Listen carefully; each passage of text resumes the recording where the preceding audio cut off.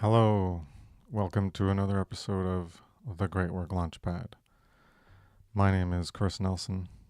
My site is evolveconsciousness.org, and this is The Great Work Launchpad, episode 19, continuation of a series on shadow work part 17, and we're talking about fear or love, the dynamic of fear or love, which polarity, which force, which motivator you're choosing to live by.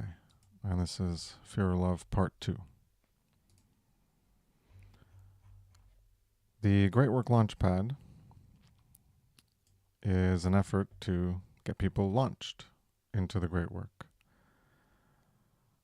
So the hope is to inspire people or get them to do the work that we're going through in all these episodes, to deal with their own baggage so that they can get initiated into doing the great work. And this platform is here to assist in that process of launching oneself up, because here is a platform where you can come online and you can talk about a subject, or you can join in the conversation that we're already having. If you want to present something, you just have to contact me, let me know. If you want help in getting started, contact me and I can be like, okay, well, here's a homework assignment, and that'll help you get started in doing something. It could be writing or talking about something for 1 minute, something, and if you're not ready for that, well, then you still have fears holding you back. And that's what these episodes are about, is understanding the dynamics of fear and love, and understanding how when you act a certain way, that is representative of these underlying dynamics, these underlying forces, these underlying motivators within you that are driving certain behaviors. And by driving some behaviors, it's inhibiting other behaviors. So if you're being driven by an adequate force of love or true care, as was talked about last week, then you're going to be caring for moral truth and justice and right and good and true freedom, caring about the rights of all being respected. And when you care enough to that point, then you're going to be activated in trying to do moral education or related peripheral education by creating content. And the only way, or the majority of the way, that people become awakened to anything in our modern life, and that's through content on the internet. It's not speaking to people individually. That's not how I woke up. I doubt how that's anyone else who wakes up. Could be through books, but in our current day and age, it's through media online, media that is video, media that is audio.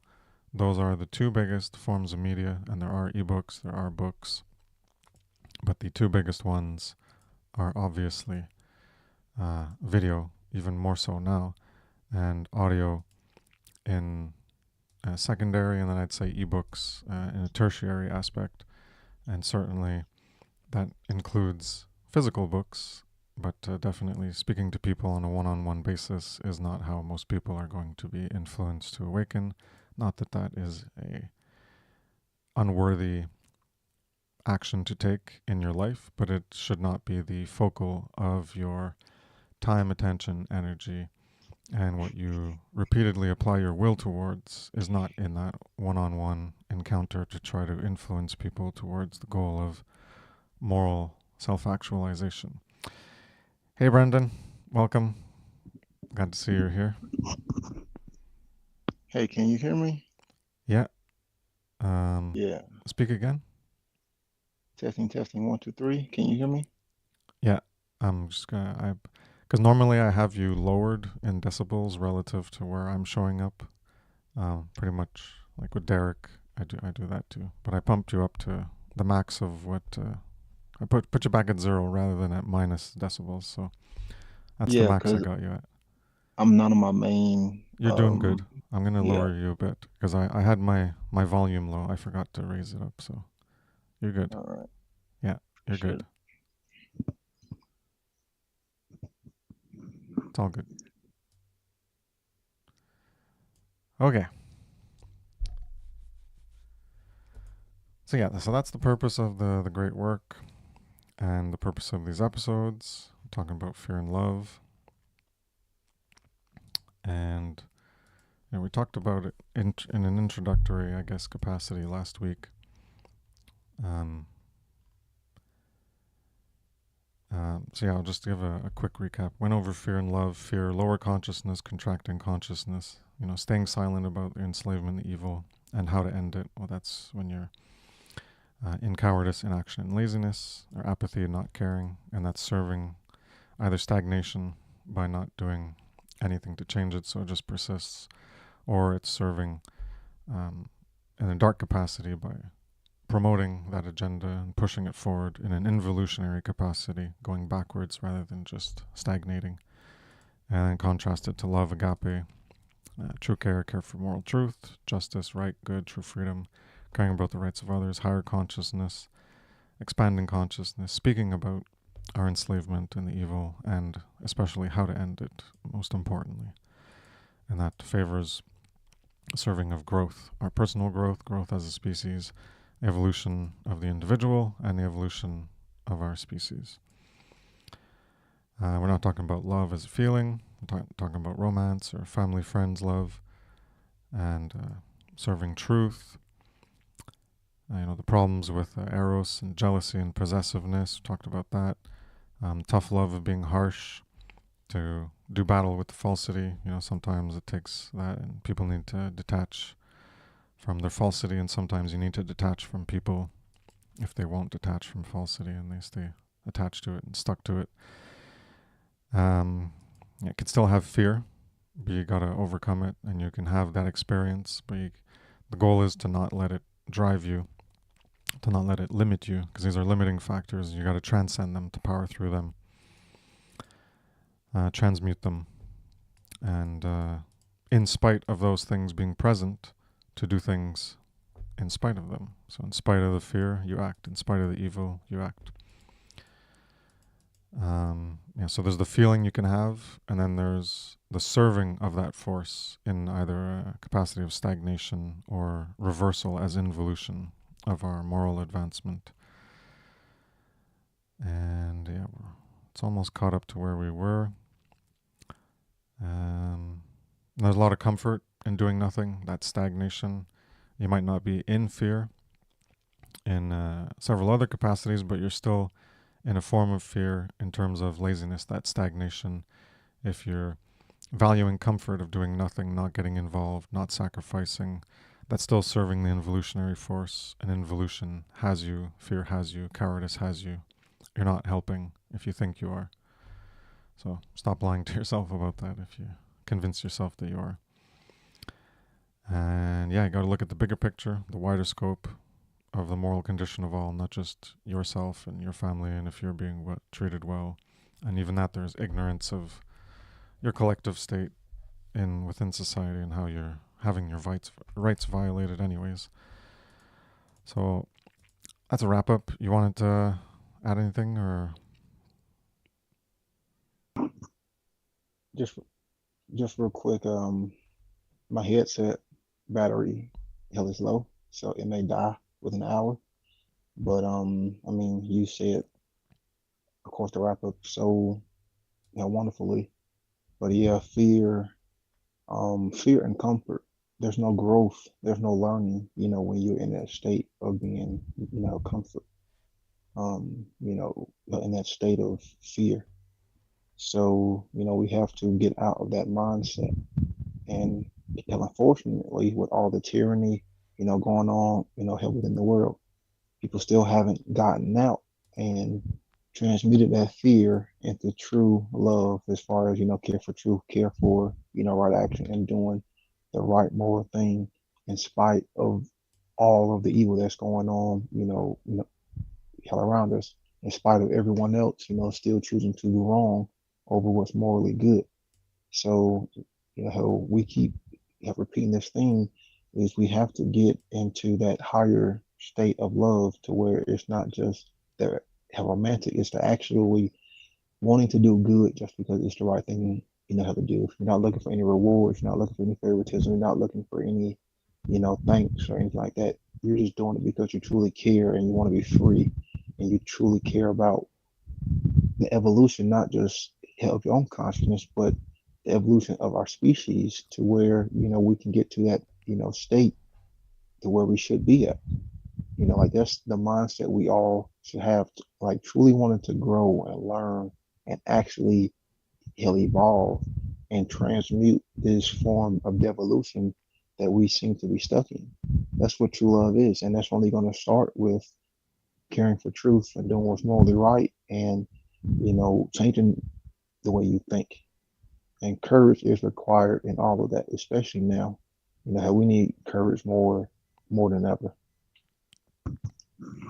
Yeah, well said, for sure. The Yes, people don't care enough. That's that's the whole point of my presentation at Funnel 4. You gotta truly care about being enslaved.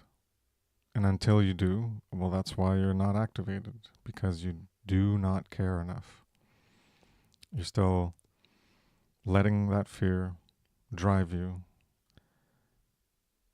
instead of having that that force of love be what is driving you, because you actually care enough even about yourself. So you can make it all about your, in a selfish capacity. You don't even care about your own enslavement. Forget about caring about the wider aspect of enslavement, how it's enslaving anybody. You don't even care about your own enslavement to do anything about it.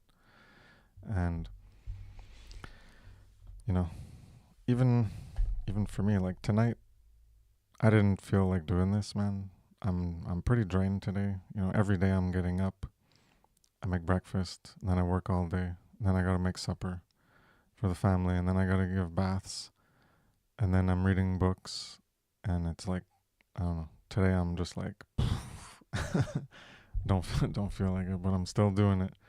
And this is like low tier compared to doing presentations. That's like higher tier aspects of the great work.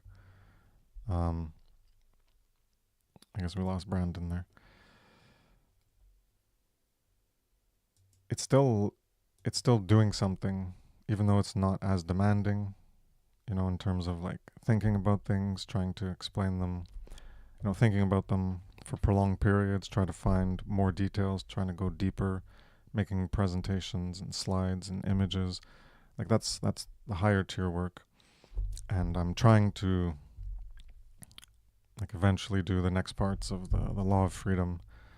It'll be on chaos and order and this whole dynamic of entropy and centropy. Um, but yeah, I still have to get back to doing that. But yeah, life is pretty busy. So despite all that, I'm not doing the higher level presentations, but I'm still doing this, which is lower level, but it's still getting into enough detail to explain things and to like help people form a picture. And yes, it's based a lot on Passio's work and trying to maybe bring other angles into it. But if more people did this, Passio already did a lot of the work.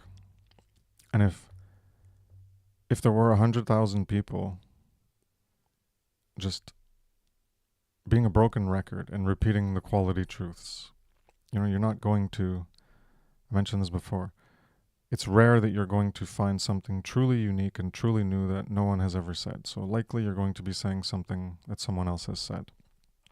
So you're going to be a broken record. And that's fine. That's actually good. Being a broken record is what is needed in terms of being a broken record on quality truths relative to what other people have already spoken. Everyone's going to be talking about the same thing. And if your outlook is that, well, I should only be talking about things that are new or that you think people haven't heard, then you're not going to be repeating the quality truths. The quality truths are the most important. That is, moral truth is the highest quality truth to be talking about. So just because I've done, I don't know, like 15 hours worth or 20 hours worth of presentations on it doesn't mean you can't talk about moral truth and be a broken record and repeat what I've talked about, which is repeating what Passio's talked about or other people. And I try to bring in unique things that I've never heard other people talk about. And maybe someone has talked about it and I don't know. But that's not the point. The point is the point is the moral education. And as I was saying, if there was 100,000 people doing something like this and putting out information about these quality truths, then imagine that on YouTube. If there was 100,000 people, maybe not every week, maybe every month, and there'd be more content being shown relative to these important philosophical subjects for people to learn from, and how much more of an impact that would have on potentially reaching more people. You make content, it's not a guarantee that you're going to reach more people. It's a potential. We're always dealing with potentials of people coming across it and then being influenced by it and then applying the knowledge through an understanding and using it in their lives as power to change, to do things differently. So I just wanted to add that little part. And yeah, one thing that we didn't talk about was obviously Passio's expressions of the forces of love and fear. And I'm going to be remaking this eventually when I do the natural law, the science of morality part 6, which will deal with consciousness. And I'll do a bunch of videos like I did with the law of freedom, and I'll be going into this in more depth, but differently, with more precision of terms and making it more specific and more detailed to bring more clarity of understanding. But this is a good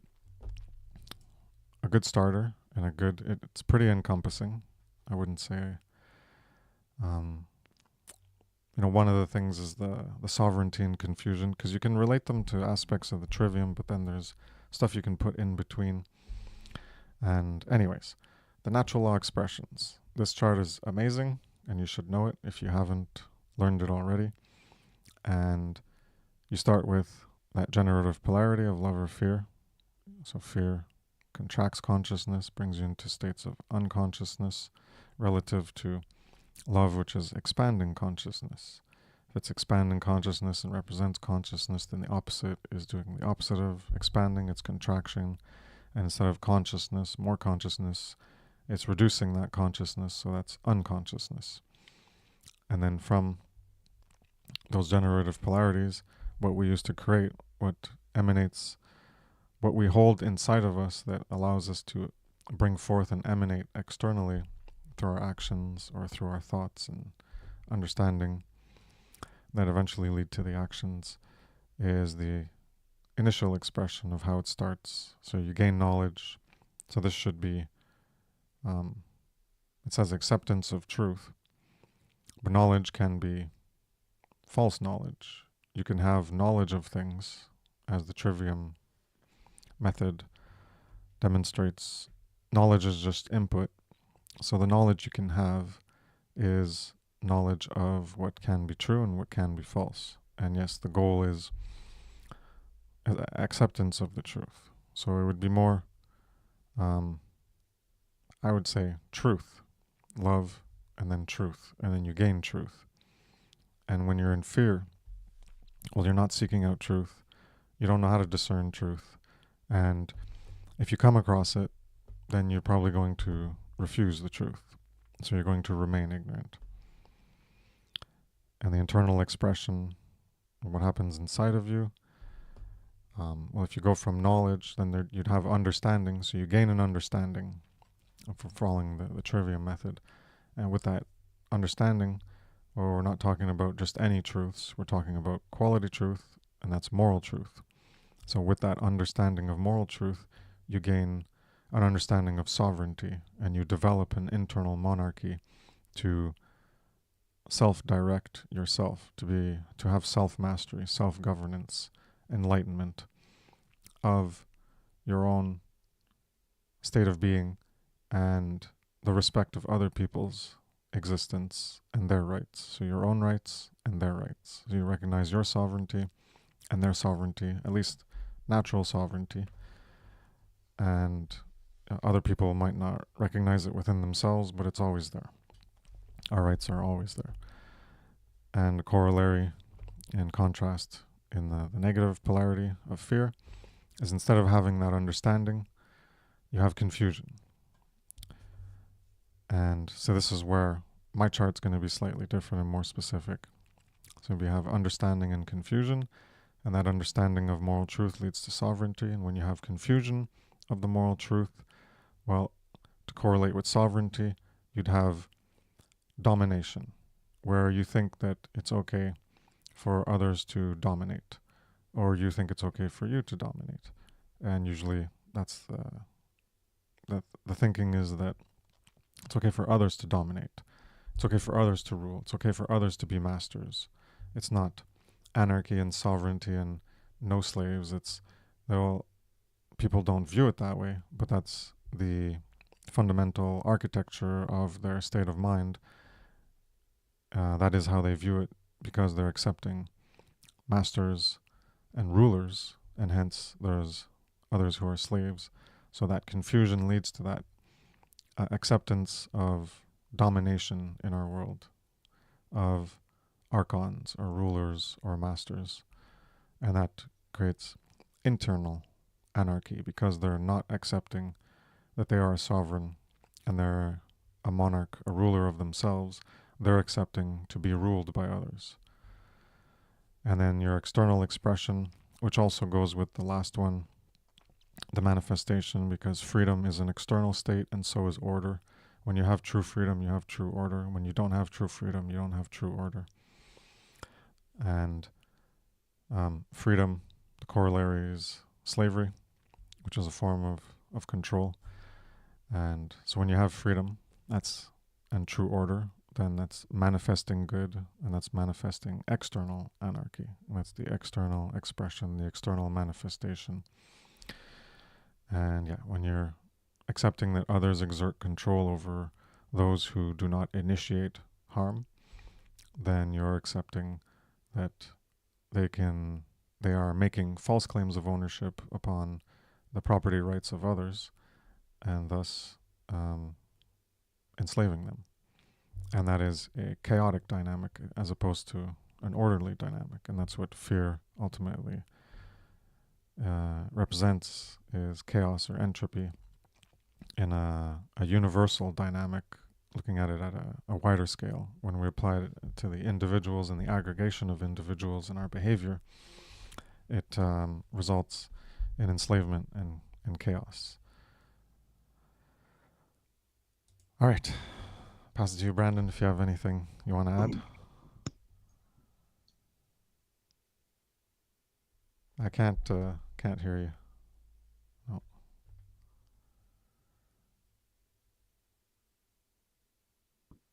I heard a flick, but I didn't hear your voice. Yeah, I can't hear you.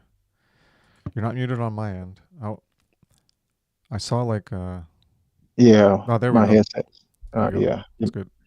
yeah, my headset's going crazy. I'm trying to charge it now, so it's going a little bonkers. But um, I've always looked at the right side as what false religion does. Um, because you have true religion, if you look at it from its etymology, just means to bind. And when you look at the red side and what it's, can apply to, reality, when you take in fear, and then you have the ignorance and confusion and control, and then of course you have the chaos. I've always looked at that, as the religious dogmatic. teachings. And it doesn't have to be, like Christianity. It's just any form of thought or any form of indoctrination that leads us hell away from the truth. And then therefore we get stuck there, then we bind ourselves there, then we aren't willing to learn, because when you don't take in, that truth, then you have that fear. That's always going to be, that baseline. And I remember when I first saw this slide, I didn't understand how important, it was. And I didn't even notice that the trivium is embedded, in the slide. But as I, study it more and, dive deeply more into Patriot's work and of course into your own work and, just doing a lot of, contemplation, then I started to see how this is, pretty much how we consciously create.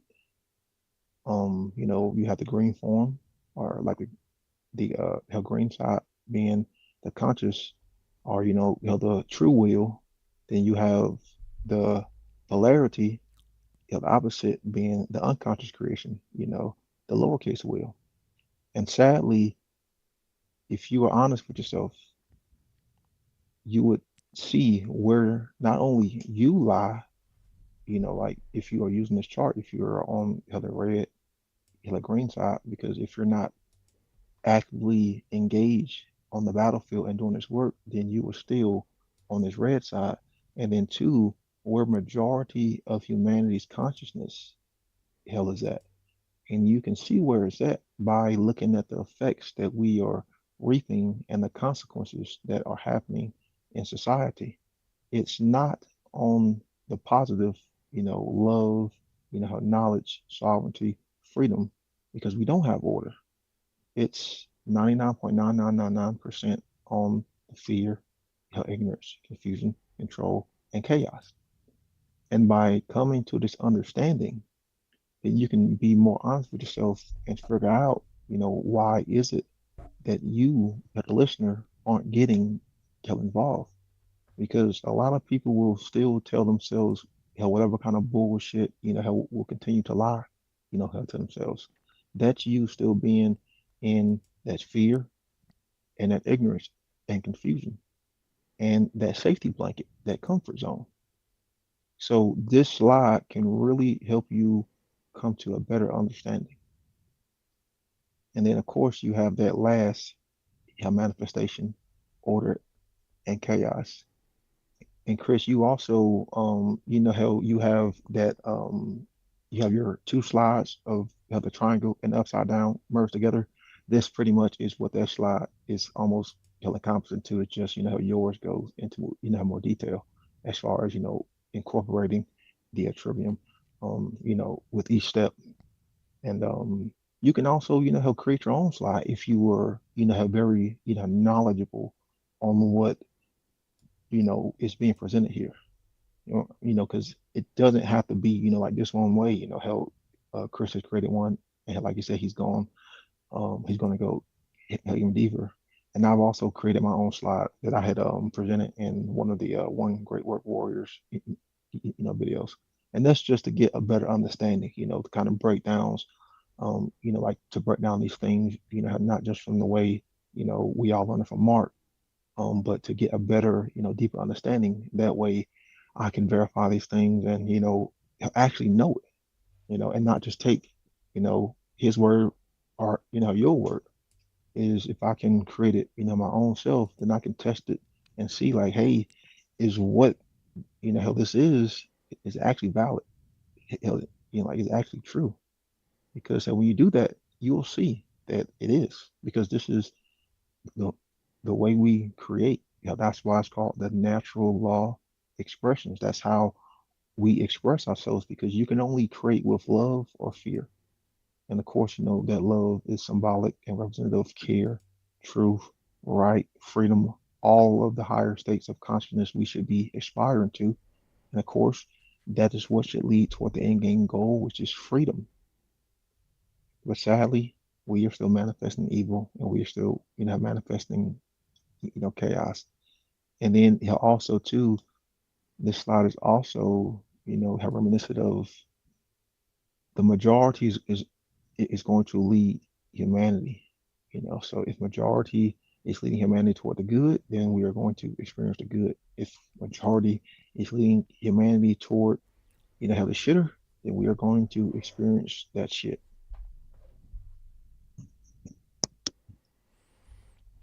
Yeah.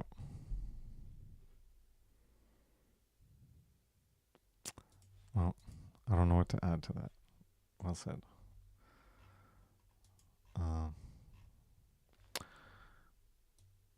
yeah, this is another one I made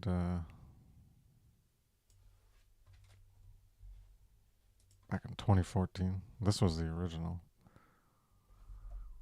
And then I remade it to be more readable with the background. But this one is just relating like a moral application, which is like what Passio had on the previous slide. And then I related it to the trivium and to levels of consciousness, or the levels of consciousness is what Passio had. Yeah. Anyways, I was trying to relate a bunch of frameworks together to bring them all together. And so I call this my natural law chart, something like that. Natural law, morality, trivium chart. If you want to look at it on my site, you can find it there. I won't go into it because there's a lot here. It'll take up probably the rest of the episode. But we could just read the bold parts. Your level of expression. Well, do you care for truth? Where am I here? You care for truth. Care for morality.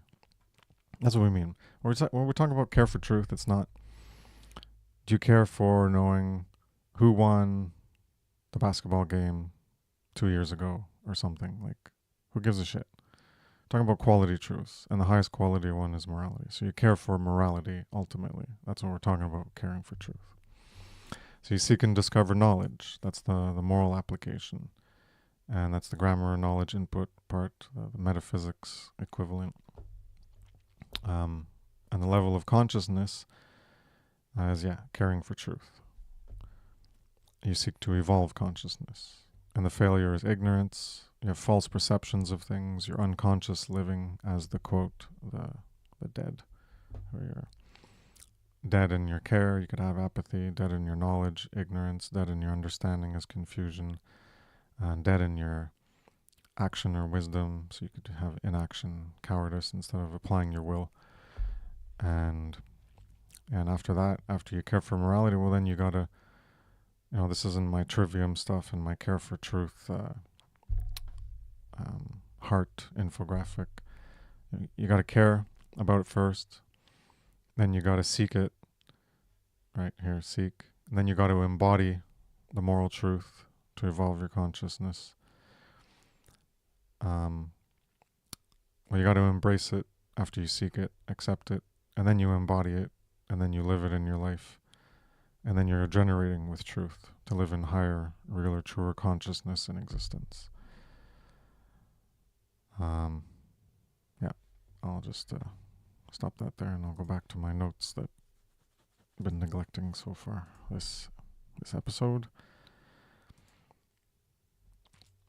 So I forget if I mentioned this part at the end of the last episode, but I think we ended with look at the bigger picture, the wider scope of the moral condition of all, not just the scope of you and yours, your little area of your selfish life, trying to maximize your survival, maximize your time, maximize your comfort, enjoyment, pleasure, fun for yourself and those around you. And you're going to try to sacrifice that time and that enjoyment and that comfort that you're going to direct normally elsewhere. And you're going to put it into efforts to do content creation with the goal of ending enslavement, ending the collective condition of enslavement that we have. And you can look at it as there's a reward and a failure. So when you're looking at short-term and long-term goals, we have short-term or long-term rewards or short-term or long-term failures. And most people are being led around by short-term rewards. They think, what can I get that'll make me happy? That'll make me comfortable. That'll bring me enjoyment, joy, pleasure, fun, entertainment, whatever. Today, tomorrow, next weekend. What am I, it's all short-term thinking.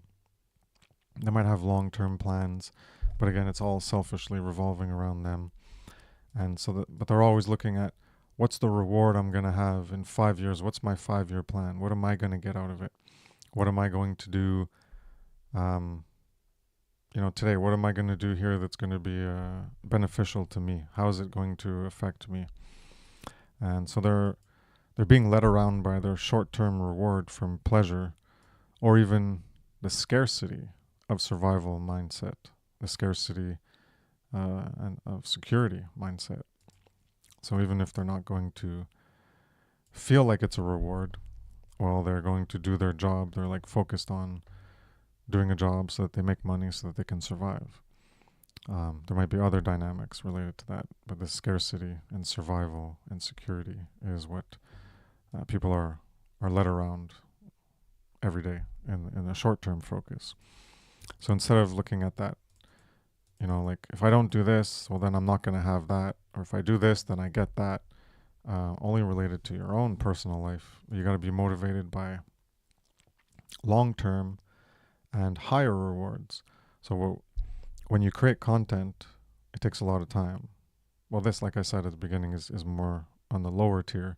But when you're creating a presentation, that takes a lot of time. You got to go higher into the conceptualizing and really thinking things. Like, unless you're just taking information from elsewhere, then you're just summarizing it. But if you're trying to go deeper, then it takes a lot of mulling it over and thinking it, and then you gotta do notes, and then you gotta do infographics like I do, and then as I showed, it was in the first episode or the second one, I got all my papers, and I got like years and years of papers of stuff, of like writing things down and charts and stuff, and then you got to translate that to the computer, and you got to refine it and make it look pretty, and then even from your first version, you got your revision. When you bring it to the computer, you're going to revise that model that you made or the information. You're going to make edits to it.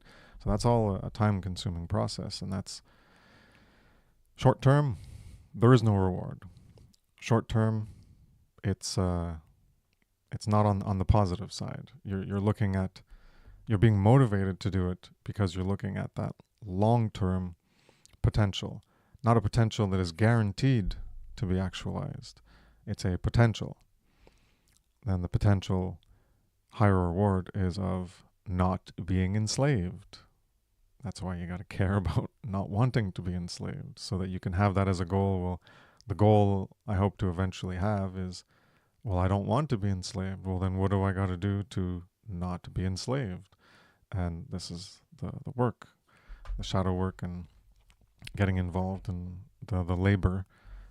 And when you were talking about ignorance that people are in, and that's where I was just thinking, mentioning comfort, the whole ignorance is bliss, because knowledge is a burden. And when you have the knowledge, you will be burdened by it, because with that knowledge comes responsibility. That, kind of like that Spider-Man quote, with great power comes great responsibility. Well, that power is when you do something with the knowledge. And that's what the burden of the knowledge is to do something with it, not just to like have absorbed it. It came in as input knowledge, and then you understood it. So you understand how it relates to other things. You have a context around it. You have meaning and purpose for the knowledge, but then you're not doing anything with it. Well, there's no power being applied, because you're not taking that responsibility of that knowledge, of those quality truths, not taking that responsibility for what to do with that knowledge and apply it as power or potential power. And that's what this is this is potential. The work that is done on, say, a presentation There's lots of hours spent into it, and it's a potential for a higher reward because you're not guaranteed that even if you spend 100 hours like I have, or however much time I've spent on like that morality presentation and others, um, you're not guaranteed that anything's going to come about from it. You're the only guarantee is that you might have some people watch it, and you might have some people understand it and take it in and maybe do something with it. But it's not a guarantee, and certainly it's not a guarantee that you're going to be ending evil, which is the whole purpose of doing some of this work, is to ending the evil, ending the morality, ending our enslavement. That's certainly not a guarantee. It's a potential, and the potential is a very small percentage to realize, and the potential increases in likelihood and probability as opposed to just being a possibility. It increases in probability and likelihood the more people create the content to spread that knowledge to potentially reach other people. And that's another part of the potential, is the potential it reaches other people, because the knowledge therein has to reach the majority. So if you don't have a lot of reach, well, then the potential to reach the majority is very low. So the potential for your work to actually end enslavement is extremely low. And that's just the reality of it. And even if it was on all TVs everywhere on the planet and it reached 1 billion people, even then, it wouldn't change things instantly, because there was always, that's just the input people would receive, and then they would have to understand it. So given that they would understand it, then they would have to act upon it in order to change their behavior, to change the way we live as a species on this planet, to not support our own enslavement through authority, the systems of authority that we have. So even if the knowledge reached everybody, and even if they understood it, it's still only a potential. The potential increases, but the potential isn't actualized yet until people actualize it by their actions. It's only a potential for actualization, and each individual has to take that alchemical work and that journey to self-actualize, to individuate themselves in alignment with that moral knowledge. So this is this motivation that you're going to have, and yeah, it's looking bleak, right? I'm talking about potential upon potential upon potential, and the further closer you get to where you are, the potential is very low as just one individual doing something. But you have to look at that, the goal that you're striving for, that higher goal of you do not want to be enslaved, and you care about not being enslaved. So even though your work is going to do like very little in terms of influencing the world to change, that's not what you need to look at as that failure to motivate you. You need to look at the higher reward potential of not being enslaved and your part in helping to make that happen. Because if you do not take that burden upon yourself, that burden of that knowledge, then how are you going to expect someone else to do it if you're not willing to do it? And then if you don't do it and they don't do it and no one does it, nothing will change. And the change, you're going to be part of that stagnation in that force of fear and entropy and chaos.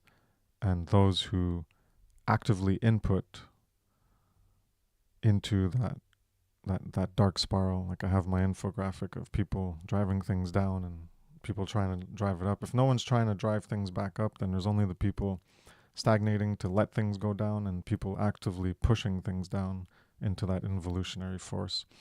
And that's where we're going to go. So it is, the burden is upon you, everyone who hears this, everyone who's aware of this.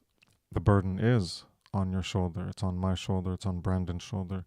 We have to do things to actualize that goal, because if we do not take on that burden to morally educate,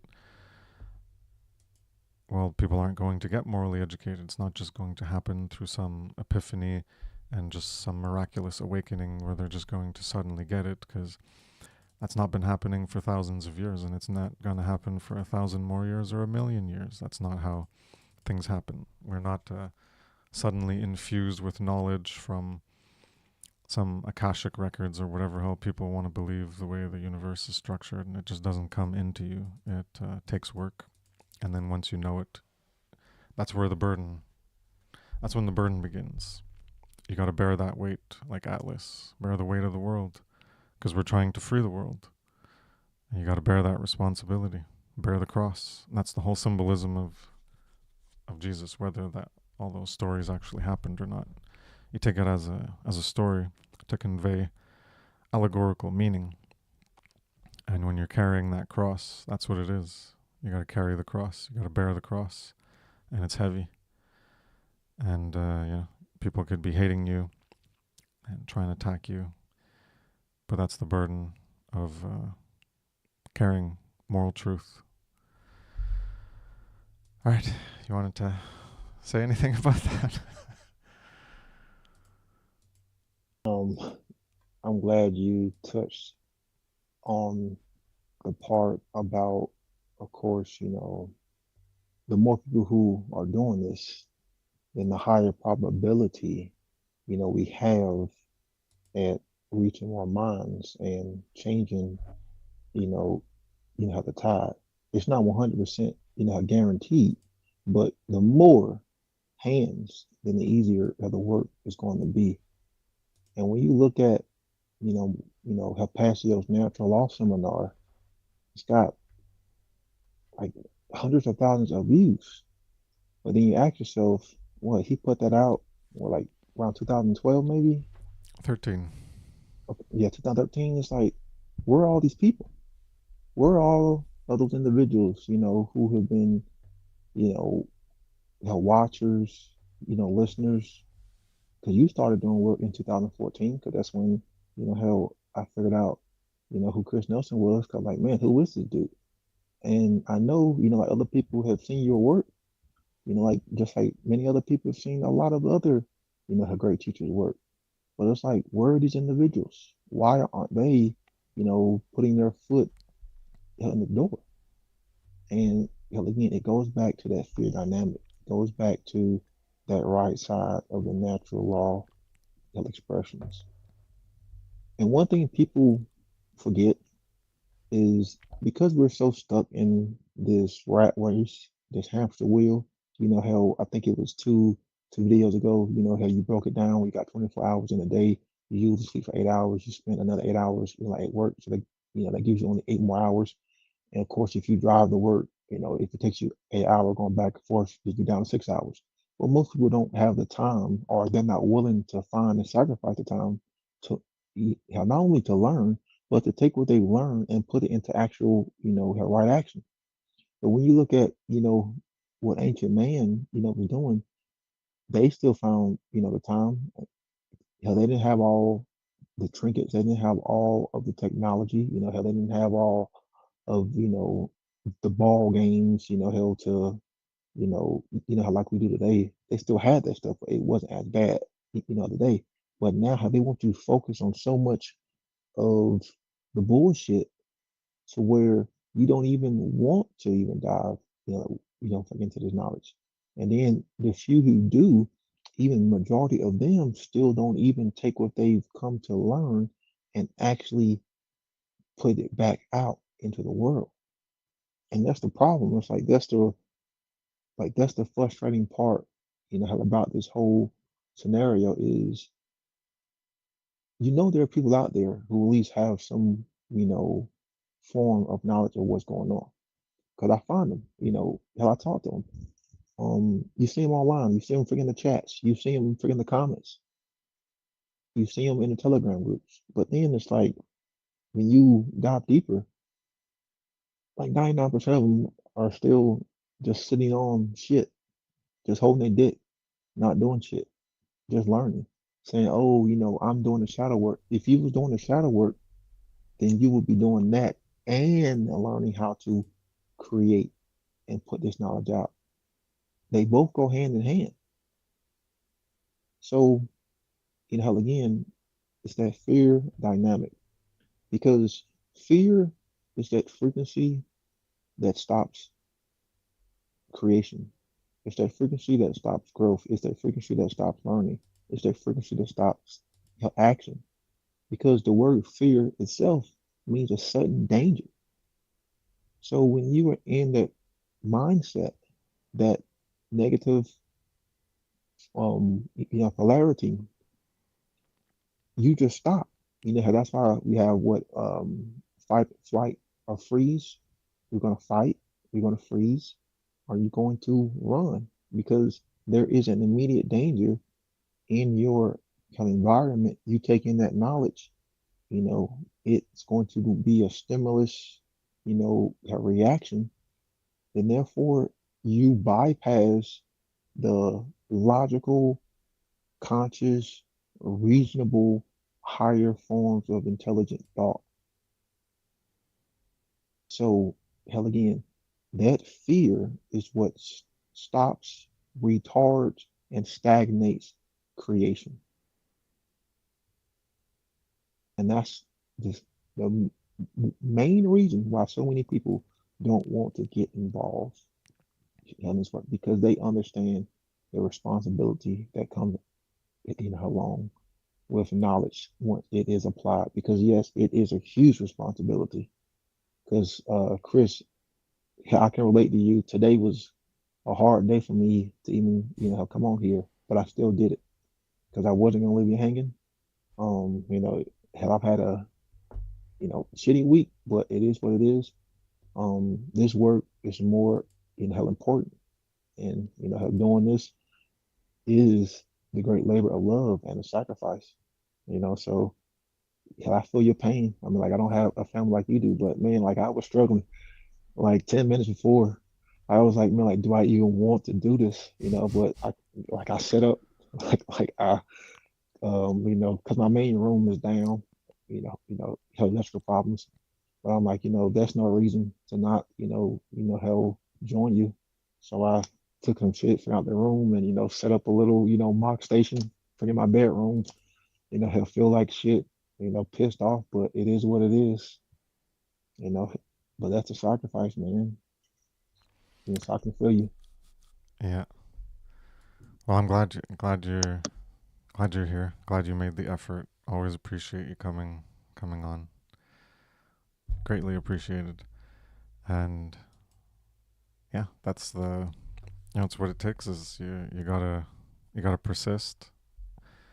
Um, you know the this show is a bit I don't know. Every week, it's demanding.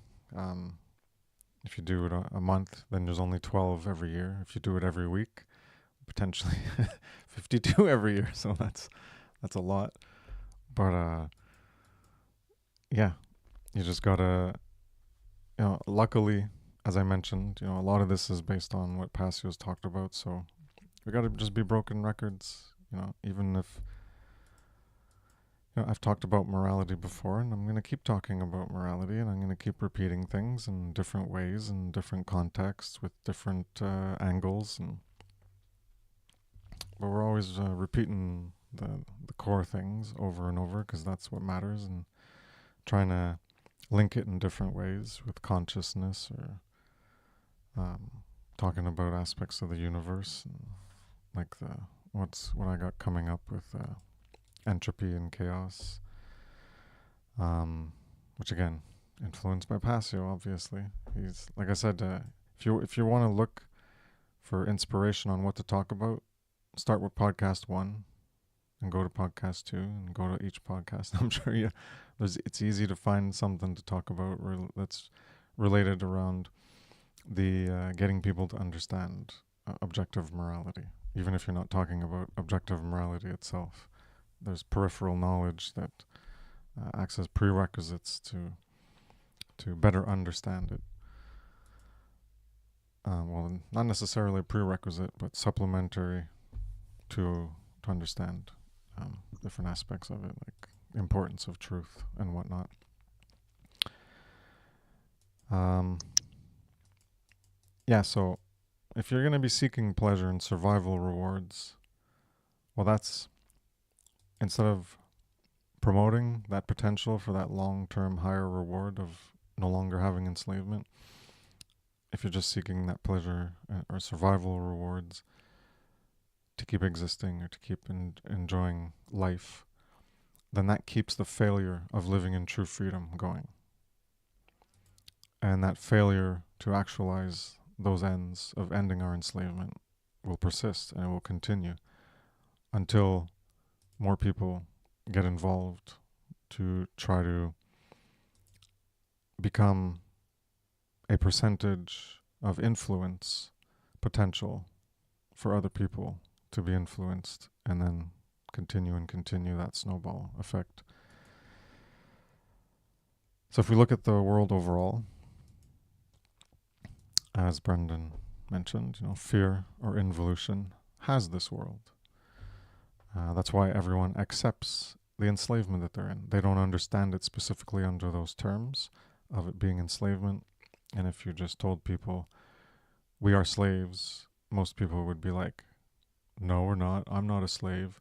Because they don't have the wider understanding of that word and how it applies in different contexts, because they're just thinking about it within the specific context of historical plantation enslavement.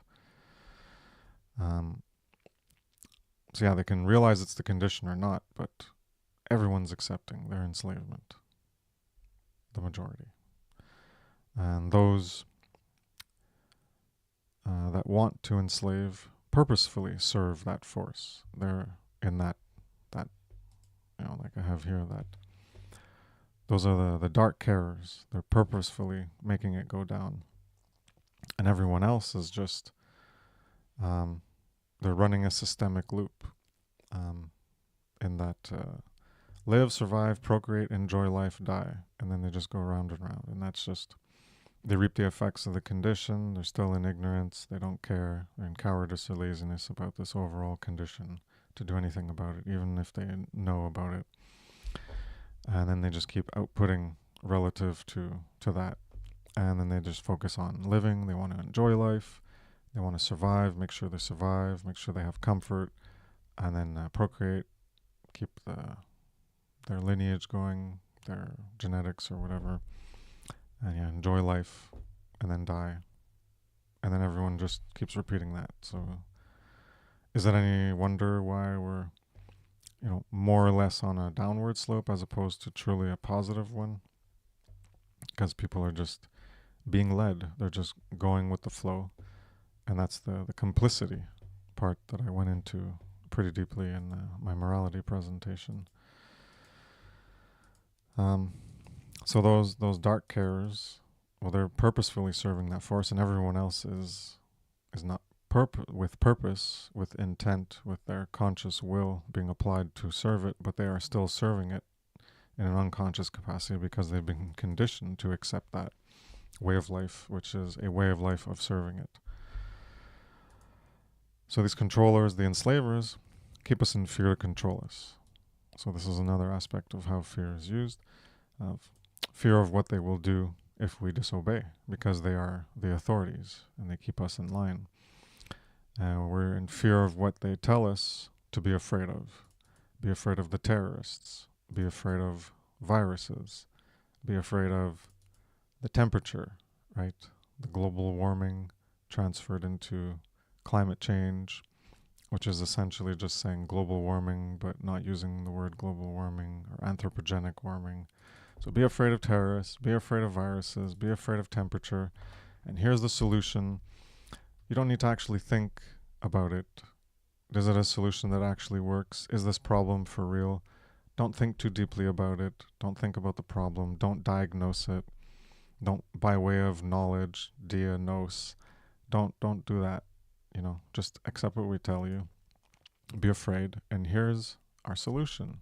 And accept that solution as well, because it's going to bring more control into your life, and it's going to save you from yourself, because you're too much of an ignorant, immature child to be able to organize and manage your own life. So you need us, the rulers, the masters, the authorities, to manage life for you and everyone else around you. So accept our control, because that's what you want. So we comply with what they want to do. the carbon taxes, the 15-minute cities, Patriot Acts, more surveillance, more control, own nothing and be happy, decide what our rights are. That's what we're accepting. And the fear of freedom from the government is seen as chaos. And the fear of the responsibility of infinite potential for freedom and chaos and having to deal with that. That's what a lot of people are afraid of, and that's why they want that government. Because not having government and the authority, which is equated to order, well, then if you don't have that thing that you equate to order, which is authority and government, then what you have is chaos. And so they fear that chaos. They don't want to figure out how to do things differently. They want someone else deciding how a problem is going to be dealt with and promising to protect you because they're going to take charge. They're going to be the powerful leader. They're going to be the alpha, and they're going to be the protector. And all you have to do is just give up half your salary, and they will take care of you. So people don't want that responsibility. They prefer what they have. They prefer to have government, which is slavery. So they prefer that enslavement because they don't want that responsibility. All right, we'll end it there for today. I'll let you wrap up with anything you want to wrap up about.